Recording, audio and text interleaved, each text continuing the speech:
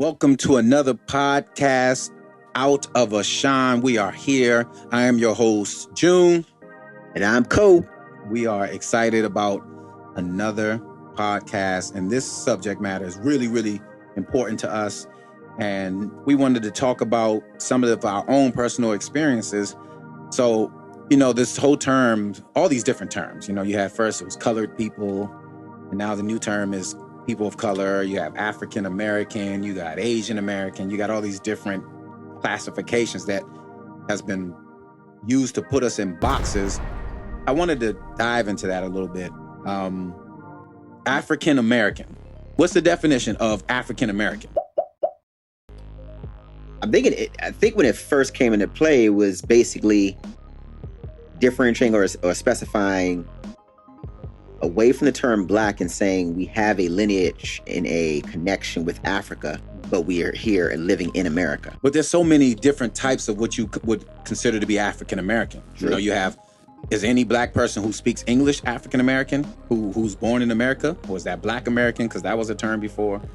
African American, technically would be a person who... It could... I used to think it was us, right, who parents were born in Africa, but we were born here, so we would technically be African American. And so for this conversation, our experience as first generation Africans born in America technically is African American. At its purest form, I believe. Yeah. So that's such a huge topic. Instead of trying to go vast, let's just talk about our experience as African Americans among other Black people or other Africans or African Americans. See how confusing the terminology is? So we just say African Americans, and then we'll just, maybe differentiate blacks. So blacks in America. Black people in America versus being African. Growing up as a kid, you hear all kind of stuff. African booty scratcher. You have to assimilate. Right. It's an assimilation because our parents, right? They came, especially our parents from Ghana came from Kwame Nkrumah mindset, in the 60s, 70s, and they came to America. I just found out my dad got here in 67, 68. So he was here a long time. I think my parents came... bell bottoms and everything. They was telling me about it literally just like 2 days ago. I was like, dang.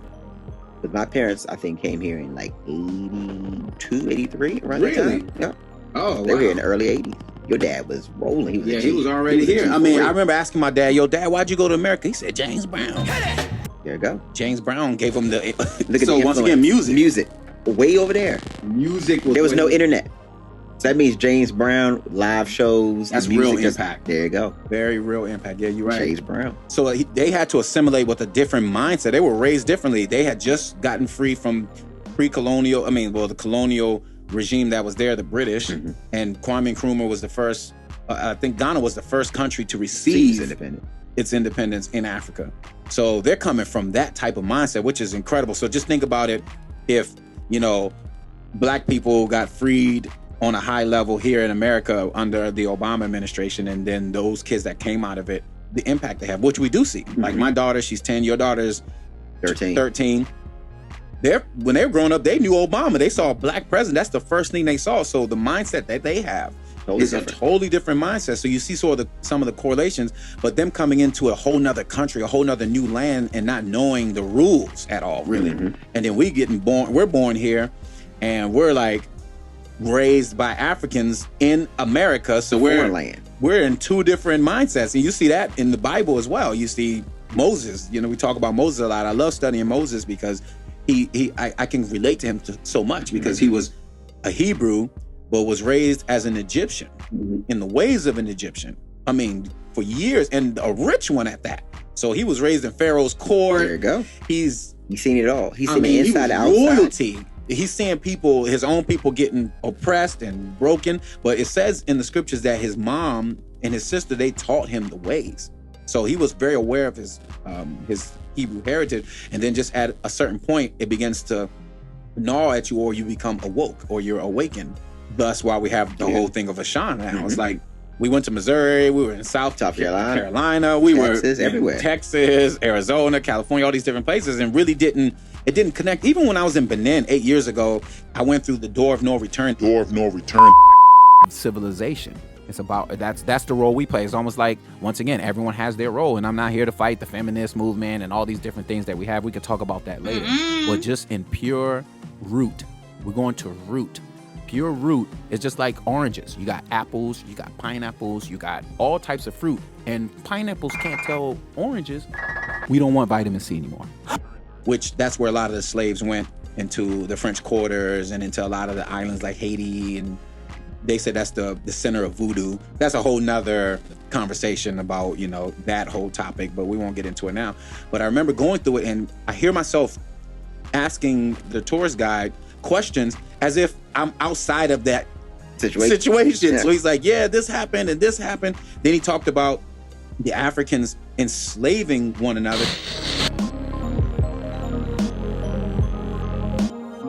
So I say, this station is called the Tree of Forgetfulness because the slaves were asked to turn around this tree and carry out the ritual where they confess that they forget all about the past, the background, you know.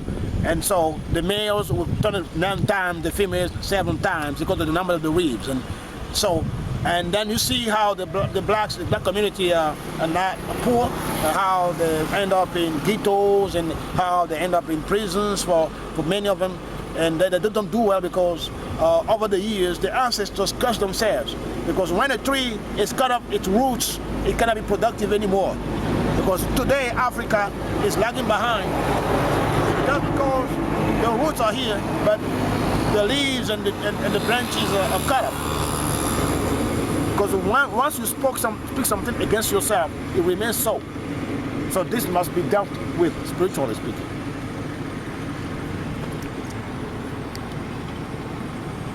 The Tree of Forgetfulness, where they were placed here by the Portuguese and by the slave trade before we get to the ocean, and tell them to forget about their past. No, these were placed by the African kings. Oh, the African kings did this. So this account for the shared responsibility of Africans themselves in the process of slave trade. And it's important to understand that. So it's the Africans who told them. Yes, because they did that. To themselves. Yes, the African kings did that. Just like we're killing each other. Right. So this is the conspiracy against Africa itself. So this were never done because the Portuguese will understand nothing about our religions. So this was a religious something. Wow. You understand? This is a spiritual thing. It's a ritual. So the African kings designed those and forced the slaves to confess those ugly things, curses themselves and all the generation. And throughout the ages and space, you see how the black poured, destroyed, and thrown in the dungeon of history. So this accounts for it, for the major part of it. Because we were enslaving one another, but it was very different. And I want to clarify that. It was very different because you could, say like in Ghana, when the Ashantis were going through and conquering different parts of the lands, they were allowing the people, it was like indentured servant more than anything. They could marry, they could still marry into families. They were treated well. You could buy land. It wasn't to the extreme of what happened during the transatlantic slave trade. Right. And like I said in a previous podcast, even during that time, slavery was happening all over the world. It was just that this form of slavery just went too extreme. We remember we were in a go-go band. We met with some band members from another church because we was a gospel go-go band. All African at that.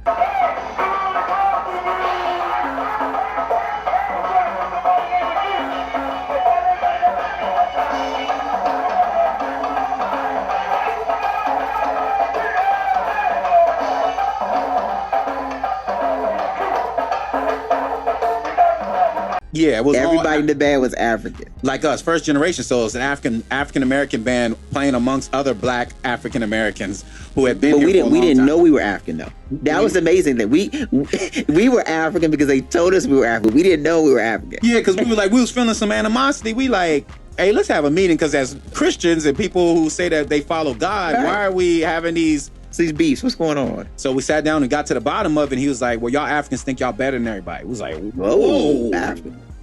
Hold on. Yeah, first of all, right. I'm African, but I got DDTP on. I went mad. Right, you know what I'm saying? I But got it my ain't phone Ralph, though. posit. You up? And it ain't no Ralph though. Yeah, It ain't Ralph. I got my phone posit, so I dress better than you. You saying I'm African? That's how I used to get people in school. They be like trying to clown me, call me African booty scratcher, my Shaka. name, all these different names, and I'd be like, "But I'll take your girl though."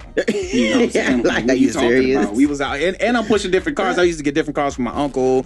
I get a car from this person, so we go around. We go to Northwestern. We go to his school because he was on the other side. High Point. Pull up, trying to holler at him. They didn't want to talk to us, or they did talk to us. It was just like whatever it was. Wait a minute. We never really messed with girls at the school because In church. We ain't mess with the church girls Oh, either. we ain't mess with church girls Church either. girls. That's a whole nother situation.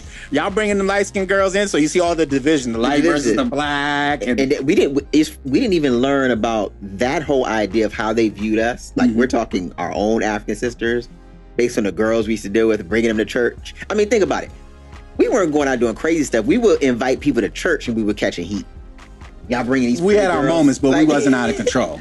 We knew how to. We did it in moderation. In moderation. Yeah, you gotta. When you do something wrong, you gotta calculate and take calculated risk. You don't want to Don't be go going. too far. Yeah, don't be we going. never went off the deep end. The point of no return. Or we could talk our way out of it. Yeah. There were a lot of cultural barriers as well growing up, because you had the language. We grew up in an African church, so we would be in Africa on Sunday night. We go to church quite a bit, and then you go to school in the hood. Totally different So, world. so you like getting both sides of it and learning culture. And now we see long term, like I said with Moses, he was able to speak the language. He was able to speak Egyptian and yet Hebrew, and that's one of the most powerful things to have. So we realized, man, we have to share this knowledge and this wealth because there's such a divide even amongst African and Black people. I think that's the first step. You gotta embrace each other, because that's what's so vitally important. One of the things we keep harping on is you gotta accept your individuality and your uniqueness. Yeah. So we have brethren from Haiti. Their native language there is French. So they decide to come to the United States. Instead of teasing them because they can't speak English or they're having troubles, embrace them and you can learn from their experiences. Well, the native language was probably something else. Well, French was a colonized language. But it's just like ours was English. We're speaking English right now. So it's like, that's important to understand that our vibration and our language barrier from the beginning has been off. We were born into English. You get what I'm saying? So that's already a hurdle that we have to overcome as a group. One thing I was going to say is, being African, living in a Black culture, because obviously we lived in areas that were pretty much majority Black. You're living in two different worlds as well, because your home life is one world. Life outside is another world. You're listening to the Out of Ashan podcast. So another example of some of the struggles that children who are born to African parents who also now live here in the States in this current culture is when we were growing up. So when we were growing up, we loved a music that's native to the DC area called go-go.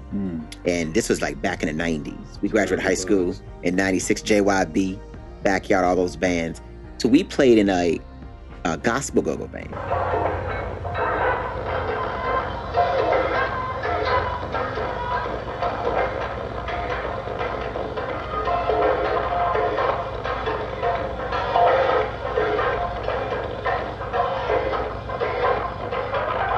Which was still at the same time, it was the same when hip hop was in its heyday or in its prime, go-go was in its prime. Yeah. Exactly, in DC. So the gospel go-go band we played for, we used to crank. It got to the point where, because we started this band, 10th grade, 10th, 11th grade? 90. I just know we used to go to the go-go, and then we had that whole spiritual experience growing up. And then we was like, we're going to do gospel go-go. They was like, gospel go-go? That's when the Washington Post came. Everybody. Because we had our annual concert was always New Year's Eve or New Year's Day concert. Yeah. It was always New Year's Day. So January 1st, every year, we would take out the chairs of the church, and it's just this one big auditorium, and just have everybody. We didn't care if you went to church, didn't go to church, went to the go-go's, because we actually wanted the street people, because we wanted that street cred. But okay, because if y'all tell us, if y'all approve of our music, we know it was just the right thing. Yeah. So, and we did this for, years. We brought other bands into the fold. So at the height, we used to partner with two other bands in particular. They were the most popular ones. bands in the We were area. the top 3 bands. We used to travel a lot too Yeah, as well we because travel. we was all over the place. Yeah. Like for school, and they were like, Exactly. "When is POC coming back?" Because we only played in the summertime because everybody was in college at the time. So we would come back and do special events during holidays, but New Year's, we knew everybody was in town. So that's when we had like our major concert. So it was like during that time, you know, with a couple of the bands, we sat down because we started to feel like there was some type of animosity or little rift going on. Because sometimes we would hear that a band is playing somewhere and they wouldn't tell us about it. So after, you know, we said, so let's have a meeting. We sat down to talk about this. And one of the things that came out of the conversation was a leader in the other band was saying how that when he was growing up, he always felt that Africans thought they were better than him. So because of that, he was now infusing and directing some of that anger that he had from a childhood onto us. Because once again, our band was comprised of all Africans. James Ross. Except James Ross. Shout out to James. James Ross was our singer. But besides that, we're like, whoa, okay. But then another band member from a different band had mentioned, like, yeah, you know, when we tell people about y'all, we're like, oh yeah, them those African dudes, yeah, they crank. We was like, whoa, so y'all give us the African label when you're talking about us? We didn't know that. So at that point, we had our reality check, like, oh, so we are African to y'all. Because up until this time, we thought we were all the same. Yeah. Because if you saw us in a lineup of people, you couldn't designate who's African or not. Like, Well, just no way. Yeah, I You couldn't mean, do well, it. you're a little browner. No. It was me. Double D. If you Remember put Double me- D from Double D? Yeah. We used to tease Double D, but and we all look the same. But I'm talking about in POC, there was like Shades. dark shades. It was like 4 or 5 of us, so I can understand why they would say that, but it still didn't register. It didn't for us. register We were at like, all. What are y'all talking about? Right.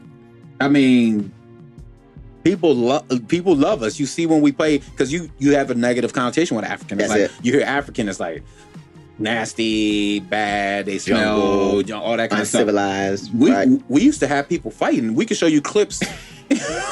We had to stop music. We went to an all-white church and started, one of our big songs was Champion. And we was like, are you a champion? They would go and rush the stage. I don't know if you've ever seen a mosh pit. Like, it was unruly.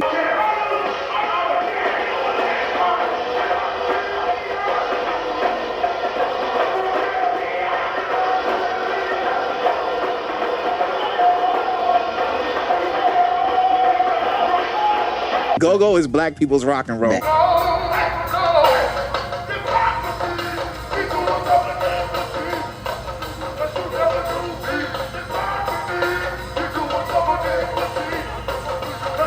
Man, that thing is lively. Speakers to the ceiling, the bass is thumping. Y'all go too far, because we came from the real go-go world, and we're like, we're not going to play on these little speakers and talk about, hey, Jesus, clap your hands. We need the same stuff the professionals use. Excellence and everything. Everything. And I think that's what intimidated people too, is that we were very like, they're like, yo, that's gonna cost too much. We just play on this system? We like, nah, we can't be there. We're not going all the way. Oh, y'all think y'all better than us. So maybe that's a lot where it came from. Our standards were high. But we also inspired some of those bands, because That's true.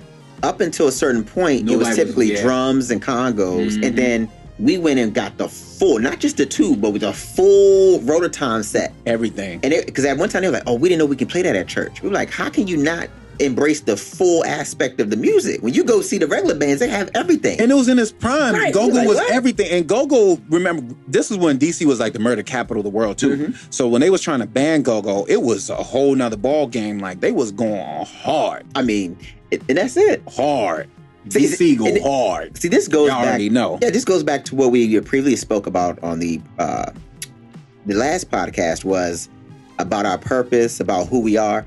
That also ties into the creation of our being, because our ability to navigate, to go into different circles and still affect change and be those agents of change and be those leaders. Because even the people that were in the go-go industry, like our barbers, I mean, these people, drug dealers, I mean, people coming in with guns and everything. Because the church people were terrified, because they're like, what is this? We're like, y'all want to do outreach, right? Y'all want the people that are out there. This is how you bring them in. Right. They used to give us the thumbs up. Remember Cue Ball? Cue Ball. I remember He Cue had Ball. his EB in. He put his hands in here. I mean, literally, if I could paint a picture for you, just imagine a large church, empty, in the middle of the hood, The doors wide open. We kept the doors open because we wanted them to hear the music. So people would literally be walking on the sidewalks, driving, and just turn in because they heard go-go music. They're like, what band is that? At the church? What band is that? So people were just filing in. Yes. So it got to a point, it got to so big where the next year we had to put in a budget for security. And that sent the church to the roof. They're like, whoa, why are cops here? We're like, well, to protect you guys, we decided since everyone's coming in, okay, we're going to have security scans, people getting waved, because we don't want people bringing guns in here and then y'all say, see, and try to shut us down. Killed. Because it was the murder capital of the world. A lot of stuff was going on during that time. And that was what was so inspirational, that we were able to bridge the gap. So we see throughout our life, we've been bridge builders, bone collectors, I would call it. You know, Ezekiel talks about the valley of dry bones and shall these dry bones live again. And then he said, he prophesied to the bones. He said, what do you see, son of man? He said, I see that there's a valley of dry bones. I see that black people are dispersed throughout the earth. I see that black people they're divided amongst each other. How can they unify? He said, speak to them. So we had that belief that, once we do this music and we start speaking, we used to preach before we played and people would wait because they was like, they crank. Let's just let them say whatever they gonna say. We used to play like opera music and give you a Bible lesson. If you came to any of our events, you were going to get preaching, inspiration, daily bread. Like we had it. I mean, think about it. John was the lead mic. He was going to seminary. I was at Frostburg. I'm doing education. Keyboard players, engineer. Yeah. The Congo player, he's a physical therapist. Like we were educated people. And that's the other aspect, because the other bands, they weren't heading that same trajectory. But then you can also see the divide, and this is what we'll talk about later on this podcast, of the value system, the backgrounds that we came from. Our parents playing in these bands to them was childish nonsense. Like, you're wasting your time. Their thing is focus on education. Go and be a teacher. Go be a doctor. Go be a doctor. Right. So you can see the strong pull for education. That's why everybody in the band, everybody has a degree. Master's degree on top of that. When you look, some people have their doctorate degrees. So, so it's like commercial. Shout out to my man Dez. Exactly. Everybody, he was talking about doing that a long time ago. And now everything we focused on, we got a strong foundation in community, especially at our church. Being African, it was like, that was our kind of safe haven. So you had a bunch of us growing up together in the church. We would do things together, from, throwing eggs to, going to the go-go together. We would go to church. We'd be like, we going to all-night prayer meeting, and we'll get to all-night prayer meeting, and everybody's praying throughout the night. We was like, we gonna go see Junk at the Safari Club. Then we'll come back to church. Then we'll go back out later on because they supposed to be at the Ibex at 2. And we would just go pray all over the place, and it was a part of our culture. So our childhood was the greatest thing. But so that's why we didn't really notice a lot of the divisive things. We would look at it like, what? We're going to the go-go. I don't know what y'all are on. So instead of playing football or basketball sports, which some of our brothers did, but in the band, we was in a band from 10th grade. I mean, we started earlier actually. We used to play in Belfort Towers. Yeah, that's 9th grade. Outside. 9th grade, man. Yeah, it started like in 92, around 91, 92, around that time. And went all the way for at least another 15 years. And we, like he said, we would travel. We was all over the country, going to school. We'd come back in the summertime, and everybody was so excited for us to come back. We would play. Couldn't even work. We couldn't work in the summertime, so everything was on the back burner, because we knew once you got home, it was straight band, because churches were lined up. You had vacation Bible schools, all these summer events for these youth groups. So everybody's trying to get you booked in. We had personal assistants. I mean, full payroll. We were running this organization as little teenagers. This is true. We had line items in the church budget. Like, they would go in, we have church revenue, building fund. POC had their own line, because we had our checks coming through. We had expenditures. Yeah. We were running organizations early people from other states to come to our conference. We would do we had a music conference. We had 16-year-old boys music conference. We had a regional music and bringing professionals. We met cross-site for people in New York. We would go places to meet these people, make these connections. But hey, come to DC, put them in hotels. We did everything. I forgot about transportation, like air flights. Like, we were booking and doing all this as teenagers. Wow, that's crazy. Impressive. Yeah, that's really crazy. Cool. Yeah, but it's that background. We had that background, because here's the thing. We had the best of both worlds, because till this day we always tell each other, I think we might have had the best childhood ever. Yeah. Like, even, I don't care. Like, we used to complain. Send your emails in and let me know if you got a better childhood. I promise. I mean, we used to complain, oh man, why is it that when we look at other families, our parents don't, the whole family doesn't sit down and eat. Like, that was our issue. Right. Like, why don't but we're dealing with people who didn't even know who their fathers were. Right. Like, we know who mom and dad is, but we know they got the hustle. But so for our gripe was, dang, like, when we have dinner and breakfast, like, everyone doesn't sit together. Wow. Now that you put it like that, everybody in our band, at least, came from Two families. Both parents were in the home. Yeah. Now, there's dynamics there, too, and there's no formula. You know what I'm saying? There's no formula to it, because you can have both parents there and come out crazy, and you can have single parent come out great, or vice versa. So there isn't like a one way for it to be done, but there is something to say about having that family structure, of having a male and female influence in the house. It gives a stability that is very difficult to find when you don't have those two in the home. And even look at all the friends, African Americans, Hispanic, everybody in our neighborhood, both parents were in the house. Both parents. For me, for the most part. For me, it wasn't the case, except for, actually my friends did, but the ones who like got off on drugs or had issues, they didn't have those things. You see it, because you could see the stark divide. Yeah, even to this day, it's true. You can see it. You know, so there's something to be said by strong stability in the family structure, which, when you look at Africa, that is the staple of the community. It's family, it's community. It's about the same thing. You have the same thing in different areas in the United States. If you go to the Deep South, they have a more African communal feel than you do when you come up to the North.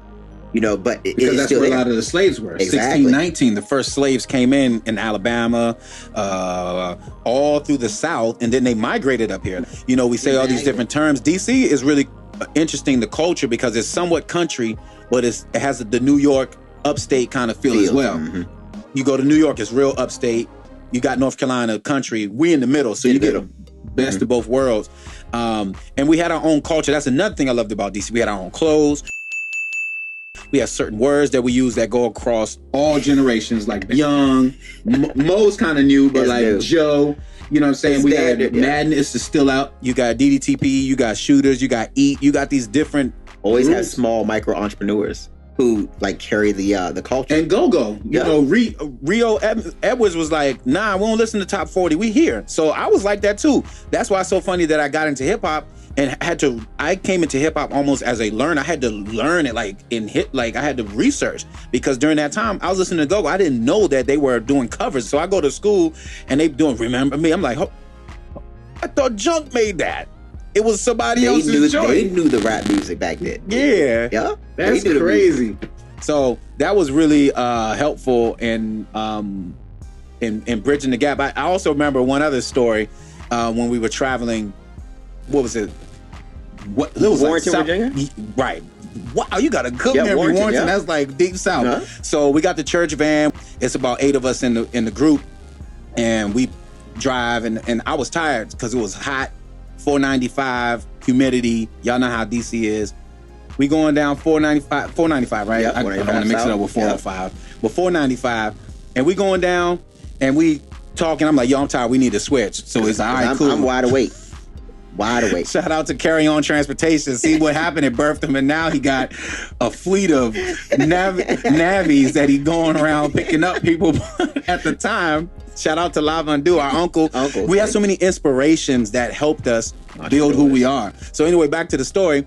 I think I was tired because earlier we would have to go to Chuck Levin's way early in the morning. We had to go to Sam Boo Boo's house to go get the speakers. So we in his home pulling out all these speakers. And he had like a leg issue, so he couldn't help us. So it was just me and one of the other band members picking up everything, packing it up. Then we had to go drive around and pick up everybody throughout the whole DC area. So that was a whole 4 hour. So I was tired. You was coming from Frostburg, so you tired. Everybody else is knocked out in the car. So we took out like the first couple seats because we had to put the drums in there. We had to put the sound system, everything. We used to go to Chuck Levitt's, all that, just a lot of work to just perform and to serve. And we love music so much. But anyhow, so we driving, everybody's asleep. I'm kind of half in and out. All of a sudden we hear, boosh. Oh, the instruments fly to the front. Things are discombobulated. He trying to hold it back. I look over, I'm in the front seat. I look at him like, yo, what's going on? He looked over at me. I thought somebody hit us. Because let's preface this. I had just come down from Frostburg the night before. So that was like a 3-hour drive Shout out to come down, Frostburg State University, just to come down to go to Warrenton, Virginia for this event. But you know, at the time when you're sitting in vehicles, you're wide awake and the other person sleeps. So, long story short, we hit this car, smashed. It was like a Chevy Cavalier, navy blue. No, it was an Escort. Yeah, and then it was a hatchback. Yeah, a family. They were on their way to, I think, Disney. And they were going for the first time ever. The wife was pregnant, and then the grandmother was in the car. The whole trunk was smashed. But they couldn't turn back because they had already made plans to go to Disney, and I think they were from Pennsylvania, and they were on their way. So they literally left the scene and continued on their route because they were like, we already purchased everything, we got to go. And then that car hit another car. It was like a BMW or Benz or something like that. It was a big time car. We was like, yo, this is crazy. So, you know, God has had his unction on us. We got so many stories, and I look forward to sharing a lot of them. But he hit the car, we get out, we like, and the crazy thing, you got teenage boys. We just got the van. They trusting us because they were really reluctant to give us the van. We found out later on that the license plate was expired, registration was expired, no insurance on the car. All this going on, and I think my license was suspended. For a ticket in Frostburg. Like, so this is all going on. Now we're in a car accident. So we're in a car accident. We get out the car. We like, everybody will kiss her. Everybody's kind of like frantic. And then a black woman, shout out. She was a state trooper. Gorgeous. And we seen her another time too, and she still remembered us. So she pull up and she's like trying to figure it out. And there's all these black African kids coming out the car at 16, 17 years old. And we're like, it wasn't excitement, but it was like, oh. But everybody started laughing. Because for some reason, we love like conflict or calamity. Like when you see something bad happen to someone, it's like people laugh. I don't understand that, but it was just how we were. But the crazy thing was we're talking to her, getting everything squared away, and then jokes are always going to win because we calm the situation down. It's all of us. Imagine just six or seven kids coming out the car at 16, 17 years old, and we're like, we didn't know what happened, so we're talking our way out of it, and we're making her laugh, and she's trying to stay serious. Long story short, we got out of the situation. She was really gracious to us. She didn't even lock us up, impound the car. She basically told us, we drove off. He said, okay, meet me, take this exit, and we got to this parking lot. She basically said, all right, guys, we all know the situation, but once I leave here, I don't know anything. And we was young, because at first we was like, huh? She was like, once I leave. So whatever happens you do, that's on you. Oh, okay. Yeah, you're right. Okay. And then she drove off. We drove off. And you know what's crazy? We went through all this, got to Warrenton. You would think it would have been 1,000 people. Oh my gosh.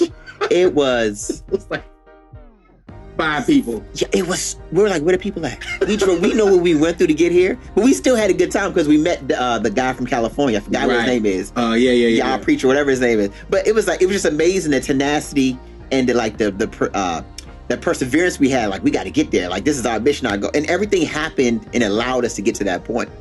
But it was amazing. These are some of the examples of things that we encountered. And I think she was happy to see that these young black kids were trying to minister or trying to help people through their music. Right. And we were serious about it. It wasn't like a joke for us. When we were 16, 17 years old, we weren't out there like, God had really touched our youth group and stuff like that. So we really wanted to try to touch the city. And there was a time, obviously we wilded out and stuff like that. But during that time period, we were really dedicated. And she saw the dedication that even when the law was against us, she gave us an opportunity. That was it. And freed us. And we dealt with all the issues later, and the church was all mad at us, and we figured that out later on. But it was a good movement, and it showed the unity that although we were African, we had a unifying factor that connected us. It also goes back to when we talk about the thought processes, when we talk about work ethic, these are things that our African heritage and culture have it's deeply entrenched within us. Mm-hmm. That we've been working, since 14, 15 years old? Yeah. And eyeball job. And then they say, African Americans are, lazy and stuff like that. They built the whole country. So. And everything you see. That's the thing. For me, my opinion, African Americans are the strongest group of people on earth. One of them, at least. You still rolling with all that has happened and continue to happen, and open the doors for everybody. So when the African be like, you know, oh, they like African now, they Wakanda now, but they wasn't like that before when they... That's the problem. Yeah. We keep dividing and conquering each other. Exactly. We're supposed to build each other up, lift each other up. Shout out to people all over the world, but we need to acknowledge and see, hey, you know what? These people bring a lot. You know, we bring a lot. Black history is every day. Is all people's history. Mm-hmm. Right, because we all came from Africa. That's it. Even when you read Africa. even when you read the Bible, everything you read, that's your history. Right. You're in there. The first 5 books of the Bible is called Torah. This is a Bible lesson for y'all. Genesis, Exodus, Leviticus, Numbers, and Deuteronomy. It's called Torah. In most religions, whether you're Muslim or you're Christian or whatever religion, they all at least adhere to the fact that these books are sacred on some level. Now, it may be varying degrees on what that means, but they all adhere to it. And that was written by Moses. Moses was what? We said earlier, a Hebrew in Egypt. Mm-hmm. He was African. What do you think he looked like? He was born in Africa. He was born in Egypt or Kemet, whatever term y'all want to use. That's a whole nother thing we'll talk about later when we get into the historical context. But he was born in Egypt and wrote the book. The book is African history. It's already African history. In LA, when you go downtown, you see Moses, a statue of Moses. You see a statue of some kind of Roman centurion of a sort.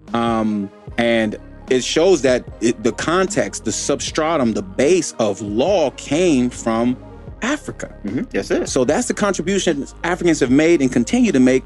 And we're going to explore it more in our next podcast. But we just want to at least lay a great foundation to show love to our people. Yeah. And to be strong and continue to move forward, because this is a great time. This is 2019, which would be 400 years from 1619 to now. It's 400 years. Mm-hmm. Got to celebrate them. We got to celebrate because this is biblical history. Prophetic history, if anything. We'll talk about that as well. But sending love to our people, even in the midst of all the brokenness. Shout out to our people in Chicago. Shout out to our people all in the broken areas that is broken right now. We will not stay broken. We will continue to grow. We will continue to thrive, and we will see the glory of God revealed on the earth again. And he's doing it through music. Shout out to Kendrick. Shout out to he'll speak through the music. If you listen to Damn, like that album alone, top to bottom. That was the #1 album. God said, I'll speak to you in any way. He's going to speak through the small ways. He speaks through everything, as we said earlier. So this is me and my partner, Co. June. We signing off. God bless you. Stay strong and stay tuned.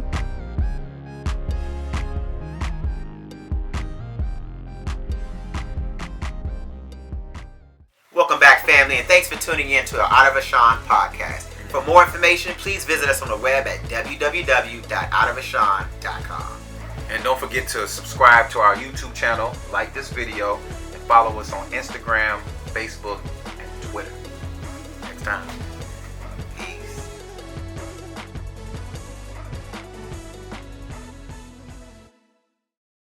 Lyrical locks flow with the spirit of gospel, infinite God glow, rapping aficionado. As far as hip hop goes, I got Biggie and Pop goes, shooting my shot to be in the top 4 for your top 4.